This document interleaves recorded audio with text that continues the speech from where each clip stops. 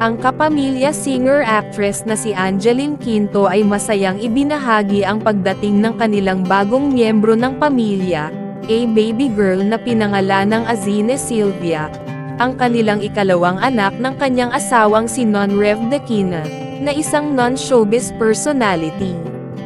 Si Sylvia ay isang espesyal na pangalan na may malalim na kahulugan para kay Angeline, bilang pag-alala sa kanyang yumaong adoptive mother na si Mama Bob, na pumanaw noong 2020. Sa isang black and white na litrato na inilabas ng kanyang talent management agency na Creative Den, makikita si Angeline at ang kanyang bagong silang na anak na nasa isang ospital sa Taguig.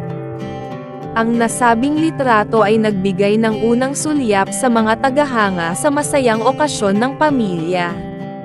Kasunod nito, isang larawan ng buong pamilya, kasama sina Angeline, Non-Rev, ang kanilang unang anak na si Silvio, at ang bagong silang na si Azina, ang ipinost sa Instagram account ni Silvio na may caption na, "I finally met you, baby Azine Sylvia."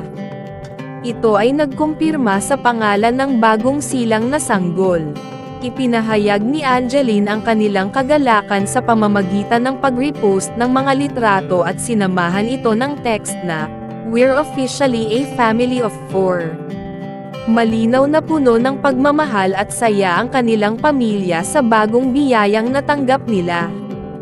Ang pangalan ni Azine Sylvia ay hindi lamang simpleng pangalan kundi isang pagpupugay kay Sylvia Quinto, kilala bilang Mama Bob, ang adoptive mother ni Angeline na naging malaking bahagi ng kanyang buhay bago ito pumanaw noong Nobyembre taong 2020.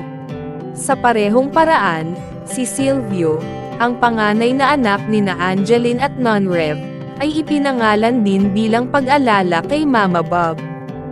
Noong Mayo, inanunsyo ni Angeline na siya ay muling magiging ina sa pamamagitan ng isang viral TikTok video na gumagamit ng Ahsoka makeup trend, habang tumutugtog ang kanyang 2011 single na "Piliin Mo ang Pilipinas."